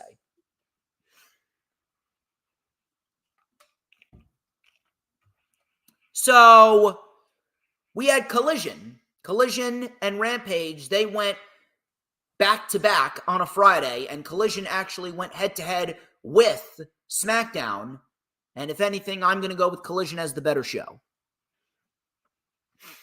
So Collision kicked off with Christian Cage and Luchasaurus and Nick Wayne, the Patriarchy. And they kicked off the show. Christian Cage says that he is tired of people calling Sting an icon. He said that Darby Allin will be losing his mentor that he has, but if he needs a new fatherly figure to offer him some fatherly guidance, you know who to call. Gotta love Christian. Christian then said, if Ric Flair sticks his nose in our business, it will be his literal come to Jesus moment. He then said that Copeland will regret ever signing that contract with AEW, and Adam was just here to steal his spotlight. I have been down that road numerous amounts of times, and I am not the same man that I was back then. I am Christian Cage, and I was stuck in the trenches while you were being the golden boy. So we'll see whose career path served who better. Adam, I am going to break your neck, said Christian Cage. He then said, I don't work within the system. I am the system. Simple, effective. It did what it needed to do, and that was pretty much it. One final sell for the 6-man tag that is going down today at Full Gear. Didn't have an issue with it. Ricky Starks and Big Bill, they were interviewed, and they promised to walk out of LA with the tag team titles, and interesting happenings tonight. It was booked that the Fatal 4-Way tag team match is now a ladder match. A ladder match between LFI, FTR, House of Black, Starks and Bill. I mean, you could take my money. You can take my money there. That is going to be one hell of a match, and I am very much looking forward to it. Miro took on Daniel Garcia.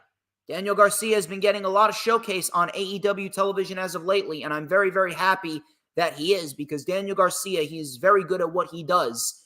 He put on a very good match with Trent, put on a solid match with MJF, put on a very good match with Andrade, and he put on a solid match with Miro here. So the more Daniel Garcia on television, the better. So Miro was in early control with a spinning side slam. Miro with a belly-to-belly suplex on the floor. Garcia then with double knees. We had a big running Yakuza kick and then a running knee, but Miro wouldn't go down. Miro with a super kick. Garcia with a backdrop driver. Daddy Magic came out and stopped Garcia from doing the dance. The crowd booed. Miro then got rolled up for a close 2 count by Garcia. Garcia then with the crossface. Garcia had it in deep. Garcia then rolled through into the Dragon Tamer. Dragon Tamer was locked in. Miro grabbed Garcia's head, bounced it off the mat to get out of the Dragon Tamer. We then had a super kick. Game over. And I appreciate the fact that they did not have Garcia tap out. Garcia passed out. So Garcia still looked strong in defeat. And Garcia loses to Miro, which is fine because Miro ultimately is going to be going into a program with Andrade and his wife, his hot and flexible wife, CJ Perry. And we will see what happens going forward. Speaking of Andrade and CJ Perry, I have to admit, I've been enjoying CJ Perry in the managerial role. She looks good. She comes off well. She comes off very professional. This is probably the best version of CJ Perry since she was originally managing Miro when he was Rusev and he was running roughshod as the United States champion. So I've actually been enjoying CJ Perry on television. She has been a very, very, very nice addition to the managerial perspective. So CJ Perry, she was talking things over with Andrade, and Andrade is indeed her new client, and she has entered Andrade into the Continental Classic, and she said that if he wins, he's going to get an extra pay bonus. Since she knows that Andrade is a businessman, CJ Perry said, I talked to Tony Khan, and if you win the Continental Classic, you get an extra pay bonus. I actually like that. I like the way that they were playing that out. Obviously, this is all leading to Andrade and Miro, and I'm assuming that Miro is going to be in the Continental Classic, as he should be. The Kings of the Black Throne, they took on the Boys, and this was pretty basic. We had Dante's Inferno for the win, 1, 2, 3, that was it. Trent Beretta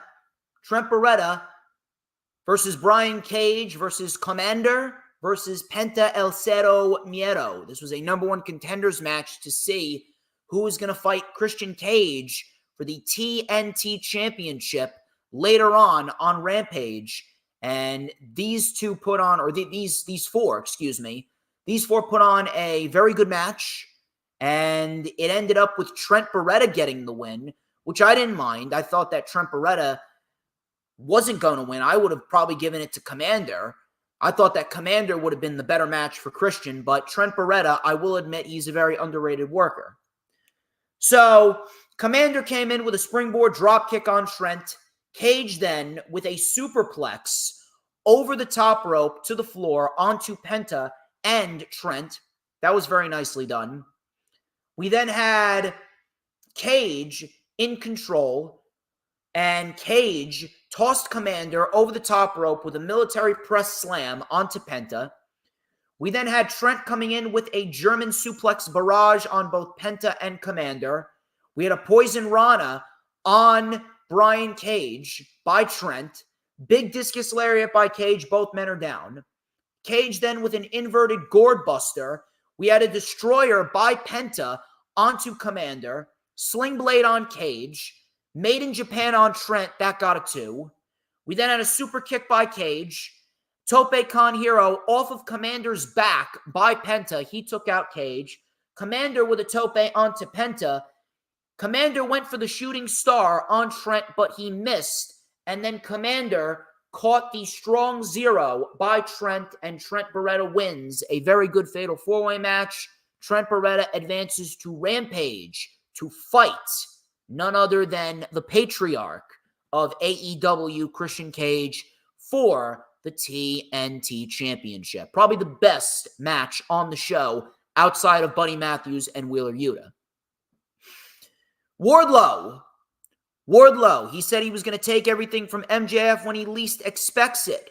If anything, I think that Wardlow in the Continental Classic and Wardlow being a potential winner of the Continental Classic would be a great move. Wardlow is very good at what he does, and Wardlow could easily be a winner of the Continental Classic, and he could use that to get a world title shot against MJF. So Wardlow, he took on some local bum. Wardlow with a power bomb, swanton bomb, and then a beautiful last ride power bomb, which looked very nice. The ref had to call for the bell because his opponent was out. Wardlow looked like a beast, and that was pretty much that. Obviously, this is all building towards Wardlow versus MJF at some point. Dax Harwood. Dax Harwood took on Roosh.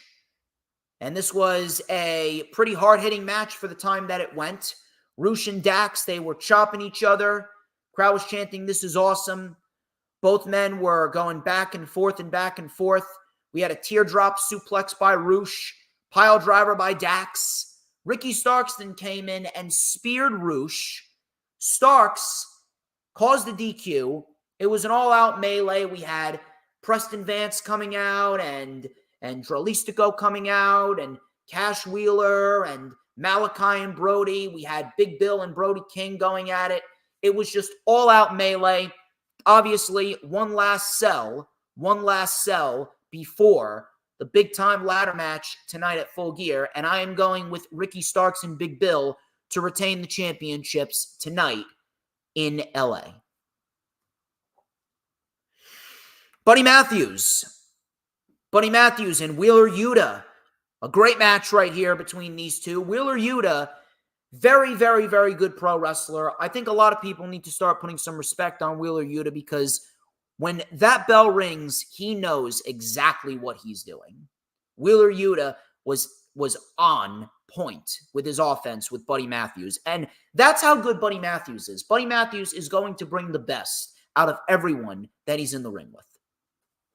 So Matthews took over. He sent Yuta right into the apron and then sent him off the apron, crashing down headfirst onto the announce table. Matthews then with a gut buster. Coming back from commercial, we had Yuta mounting a comeback. We had a super kick by Matthews, roll up by Yuta for a 2. Big German suplex on Matthews. That got a 2 count. We had a super kick by Yuta, suicide dive by Yuta, and an Olympic slam. That got a 2. Yuta then draped Buddy Matthews over the middle rope. Yuta then came off with a diving splash to a draping Buddy Matthews over the rope. That got a 2 count. Buddy Matthews then with a sit-out powerbomb. He rolled Yuta over, delivered a curb stomp, and Buddy Matthews gets the win. Buddy Matthews gets the win, and Buddy Matthews continues to build some momentum for the House of Black. Afterwards, Claudio came out. Claudio then took the mic. He said that he's been pissed off for the last few weeks at the House of Black. He then challenged Buddy Matthews at Full Gear, unless you have to go ask Malachi for permission first. So we got 0 Hour booked. It is Claudio Castagnoli and Buddy Matthews on 0 Hour. I mean, you can take my money there. Main event of the show. Chris Statlander and Hikaru Shida. They took on Saraya and Ruby Soho. This was a decent match. Pretty decent match, but probably one of the least exciting things on the show. Regardless, all 4 women did very well. Shida meshed very well with Saraya, and Ruby Soho and Chris Statlander, they work very, very well together. There's just something about Ruby Soho and Chris Statlander. When they work together, it always turns out to be a very good match. So the baby faces were in control early. We had a double diving double crossbody by Shida onto the Outcasts. Coming back from commercial, Shida was isolated. We had a tag to Statlander, discus lariat on Ruby, big running lariat, and a blue thunder bomb by Statlander for a 2. We then had Soho come in with a Poison Rana on Chris Statlander, tag to Saraya. In came Shida. We had Shida delivering a missile drop kick to Ruby Soho. Saraya with a super kick to Shida. Double clothesline by both Shida and Saraya, and all 4 women were down. Angelo Parker, who has taken a liking to Ruby Soho, he was watching Ruby Soho from outside of the barricade. He then hopped the barricade. He then went to check on Ruby Soho. Statlander clotheslined Angelo Parker for his troubles, and then Shida delivered the katana on Saraya.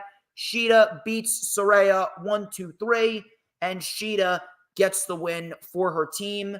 Not really sure what they're doing with the Outcasts. Obviously, Saraya is Saraya, so she is a made woman. But Ruby Soho, I really don't know why they're doing this romance angle between Ruby Soho and Angelo Parker. I really don't know why they're doing this. I mean, they haven't really been overexposing it. I mean, it's mostly on Rampage, let's be honest here. It's mostly on Rampage, so it's not necessarily being shoved in everyone's face, but I really don't understand why we need a love angle. It's kind of stupid if you ask me. I mean, come on. We're here to watch pro wrestling, not a soap opera. Tony Schiavone, he then interviewed MJF. This was prior to Jay White's interview later in the night on Rampage. He then promised to do whatever it takes to win, said MJF. MJF then said, White is insecure. He stole the belt not because he is trying to convince everyone else that he's world championship material, but because he's trying to convince himself that he is world championship material. MJF then said that he feels pride in being world champion for 365 days, and based on his chances, he very much likes his chances that he has against Jay White at Full Gear. And that is how Collision went off the air. And then we go into Rampage. We had Trent Beretta versus Christian Cage, TNT Championship. This was a solid match. However, it was not as exciting as I was expecting it to be, but I understand why. It's because you got a major match at Full Gear with Christian Cage, Luchasaurus, and Nick Wayne taking on Adam Copeland, Sting, and Darby Allin. So why exactly would you have Christian Cage go balls to the wall on Rampage? Obviously, they're preserving Christian Cage for Full Gear, which I understand. But at the end of the day, it wasn't as exciting. Solid match, though. Solid match, but Christian Cage clearly did not give it 100%. And it's understandably so because he's got a big match at Full Gear tonight. So, coming back from commercial, Trent Beretta with a slingshot spear. We had an overhead kick by Christian. Trent Beretta and Christian were up on the top. Trent Beretta with a Hurricane Rana from the middle rope for a 2. Trent Beretta with a high knee and a Tornado DDT for a 2. Trent then with a running knee for a 2. We had the strong zero by Trent. Christian Cage just kicked out. We then had Trent Beretta getting shoved headfirst into the buckle. Christian Cage then stomped on Trent Beretta's surgically repaired neck, and then Christian Cage finished it off with the kill switch. And if my calculations serve me correctly, I don't believe that Luchasaurus and Nick Wayne got involved here. I think it was straight up, and Christian Cage beat Trent Beretta clean. And if that's the case, I very much appreciate that, because heels winning clean actually make the heels look a lot better. And when the heels do end up losing to the babyface, it makes things a hell of a lot more legitimate. It makes things look better rather than a heel constantly cheating. There's no reason why a heel needs to cheat in every match. That is not written in the rule book, and we need to stop making heels look weak. We need to have heels win matches on their own more times than not. Emi Sakura. Emi Sakura took on Timeless Toni Storm.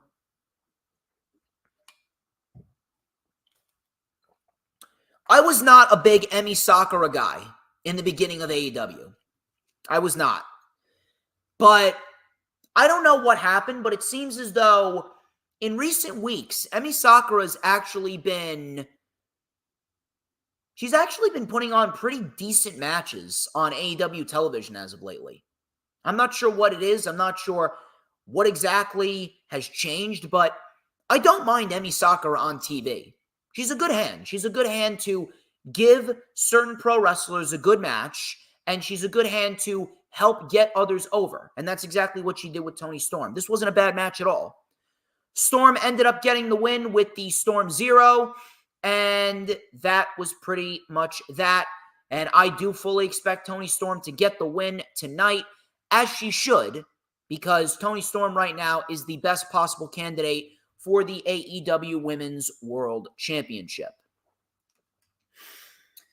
Jay Lethal and Eddie Kingston, they had a segment in the back, and they were booked for the 0 Hour. It is going to be Eddie Kingston defending the Ring of Honor World Championship against Jay Lethal tonight on 0 Hour. I'm going to be quite honest here. I don't like this.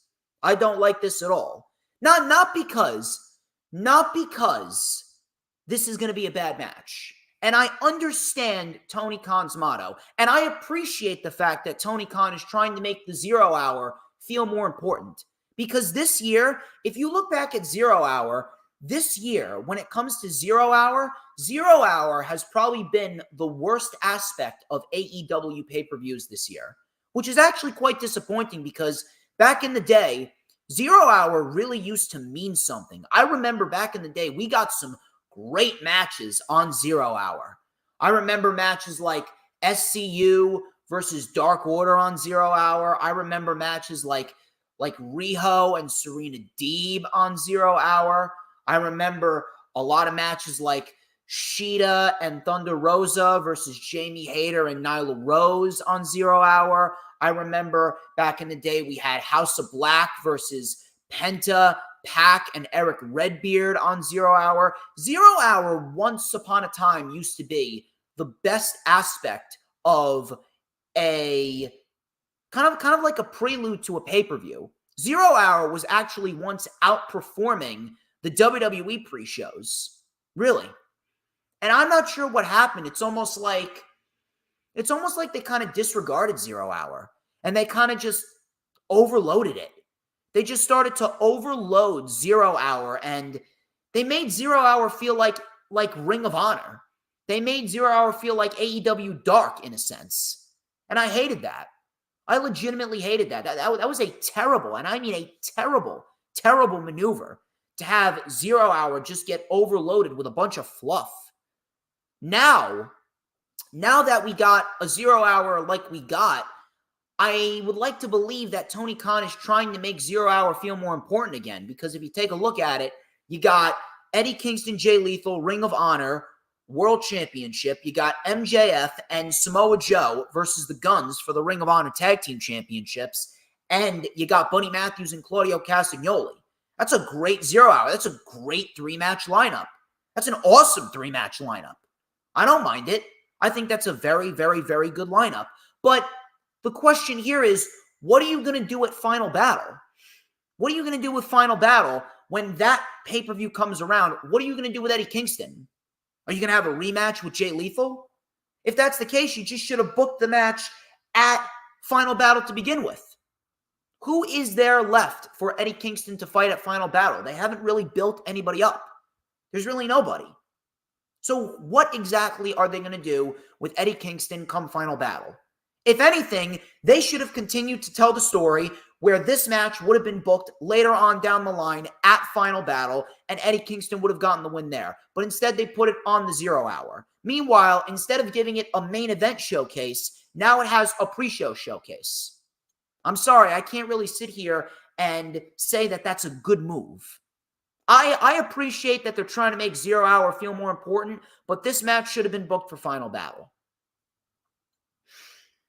Roderick Strong and Action Andretti. These two put on a good match. We did have a little bit of a scare earlier on. We had a scare where Action Andretti, he did a Spanish fly, and Roderick Strong did not take the Spanish fly correctly. Roderick Strong landed right on his neck. And they actually had to stop the match. And I'm not sure how, but it looks like Neck Strong is not just a gimmick. Neck Strong seems to be a way of life for Roderick Strong, because Roderick Strong, he got himself up. He continued to walk, and he continued with the match afterwards, and he actually won the match with the end of Heartache.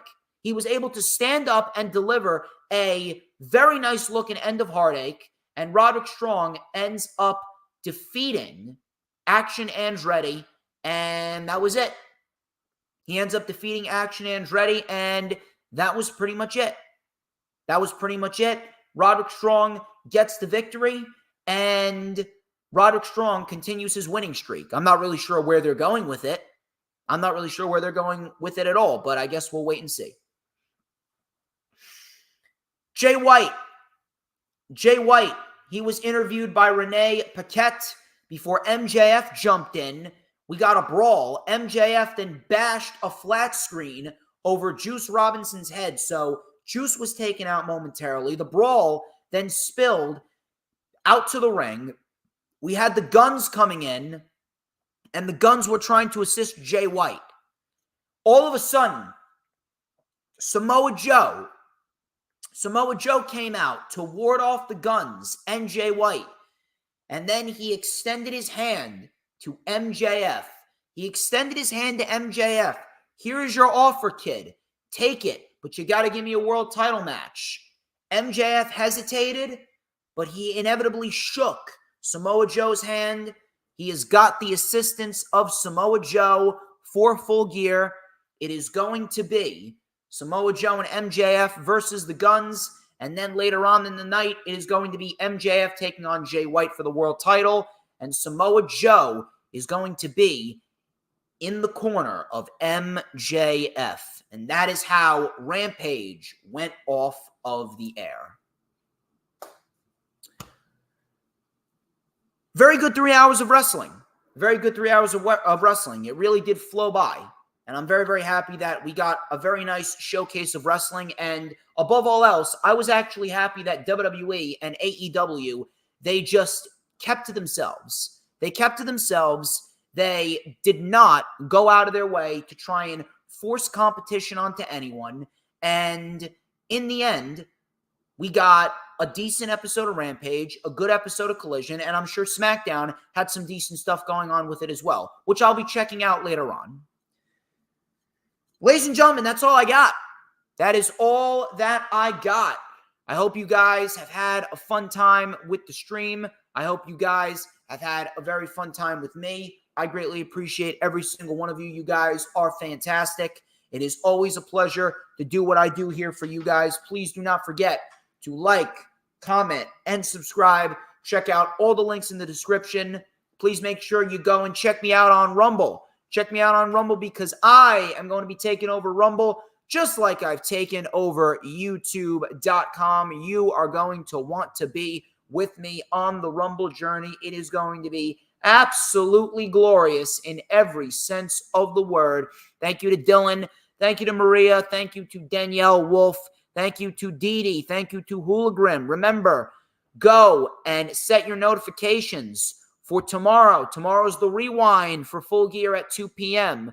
We also got ourselves a big-time rundown coming to you guys on Tuesday with Hooligan. That's going to be at 8:30 p.m. And then we also got ourselves a vlog coming to you guys on Wednesday at 7 p.m.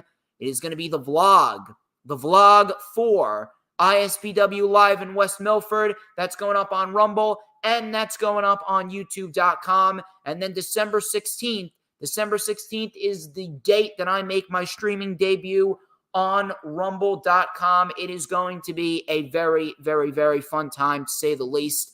And I thank all of you for being along with me on this journey. 2023 has been easily the best year for the DJ Storms brand. And if you thought that 2023 was good, you haven't seen nothing yet, because 2024, my God, 2024 is going to be absolutely glorious. Till next time, I am DJ Storms. This has been the Lightning Flash Update. But before we get out of here, y'all gotta tell me, who runs the IWC?